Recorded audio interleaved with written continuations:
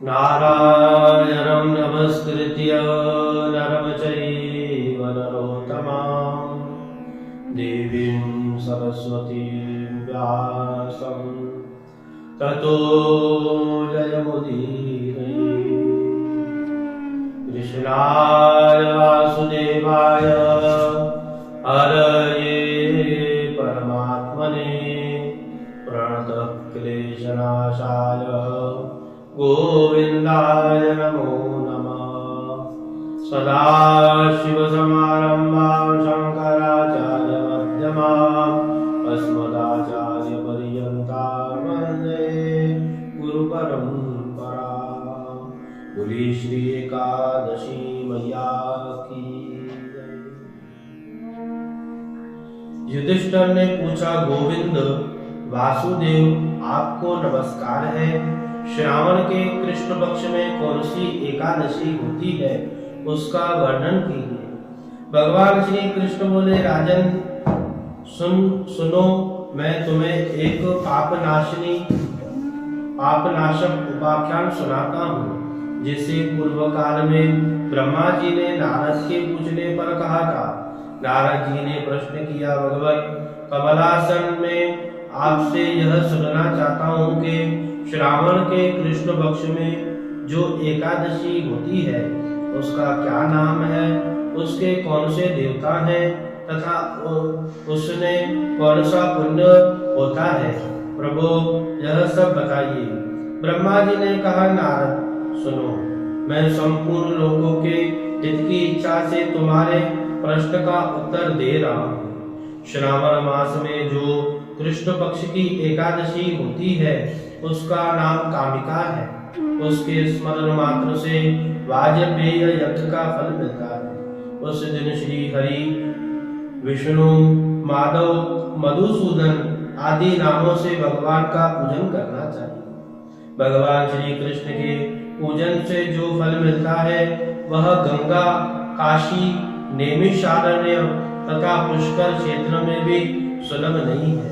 सिंह राशि के बृहस्पति होने पर तथा व्यतिपात और दंड योग में गोदावरी में स्नान से जिस फल की प्राप्ति होती है वह फल भगवान श्री कृष्ण के पूजन से भी मिलता है। जो समुद्र और वन सहित समूची पृथ्वी का दान करता है तथा जो कामिका एकादशी का व्रत करता है वह दोनों समान फल को भागी माने गए हैं।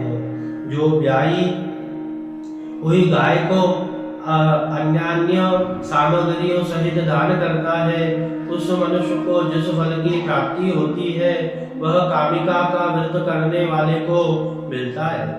जो नर श्रेष्ठ श्रावण मास में भगवान श्रीधर का पूजन करता है उसके द्वारा गंधर्वों और नागों सहित संपूर्ण देवताओं को पूजा हो जाती है। अतः पाप में मनुष्य को यथाशक्ति पूरा प्रयत्न करके कामिका के दिन श्री हरि का पूजन करना चाहिए।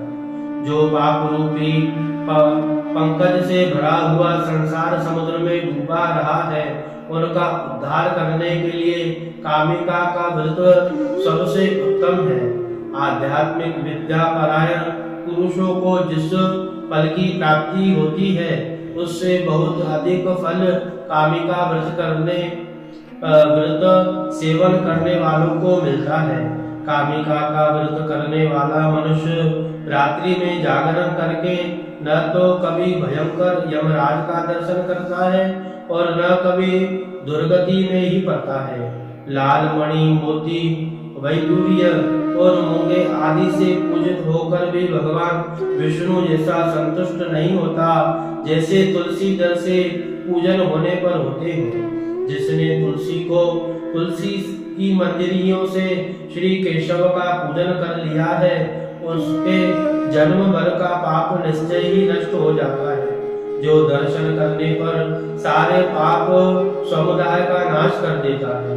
स्पर्श करने पर शरीर को पवित्र बनाता है। प्रणाम करने पर रोगों का विनाश करता है। जल से सींचने से यमराज को भी भय पहुंचता है। आरोपित करने पर भगवान श्री कृष्ण के समीप ले जाती है और भगवान के चरणों में चढ़ने पर मोक्ष रूपी फल प्रदान करती है। उस तुलसी देवी को नमस्कार। जो मनुष्य एकादशी के दिन रात दीप दान करता है, उसके पुण्य की संख्या चित्रगुप्त भी नहीं जानते। एकादशी के दिन भगवान श्री कृष्ण के सम्मुख जिसका दीपक जलता है, उसके पितर स्वर्गलोक में स्थित होकर अमृत पान से तृप्त होते हैं। घी अथवा तिल के तेल से भगवान के सामने दीपक जलाकर मनुष्य देह त्याग के पश्चात करोड़ों दीपकों से पूजित हो स्वर्गलोक में जाता है। भगवान श्री कृष्ण कहते हैं, युधिष्ठिर, यह तुम्हारे सामने मैंने कामिका एकादशी की महिमा का वर्णन किया है। कामिका सब पातकों को हरने वाली, अतः मानव को इसका व्रत अवश्य करना चाहिए। यह स्वर्गलोक तथा महान पुण्य फल प्रदान करने वाली है। जो मनुष्य श्रद्धा के साथ इसका महात्म्य श्रवण करता है, वह सब पापों से मुक्त हो श्री विष्णु लोक में जाता है। एतत् कथायां भगवान श्रीमन नारायण अर्पणमस्तु। बोली श्री एकादशी मैया की जय। शिव भक्ति कल्पद्रुम यूट्यूब चैनल को आप लाइक, शेयर, सब्सक्राइब जरूर करें और बेल आइकन दबाकर आध्यात्मिक कथाओं का आनंद जरूर लें। हर हर महादेव।